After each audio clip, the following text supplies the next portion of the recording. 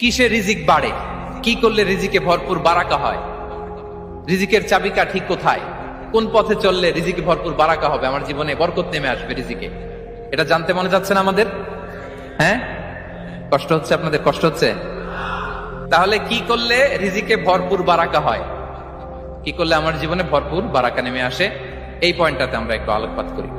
যেসব কাজ করলে আমাদের জীবনে রিজিকে আসমানি বারাকা নেমে আসবে, আমাদের রিজিকে আসমানি বারাকা নেমে আসুক, আমরা চাই কি চাই না? সবাই আমরা চাই নিশ্চয়ই। যে কাজ করলে রিজিকে আসমানি বারাকা আসে, এর এক নম্বর হচ্ছে তাকওয়াল্লাহ, আল্লাহর ভয়।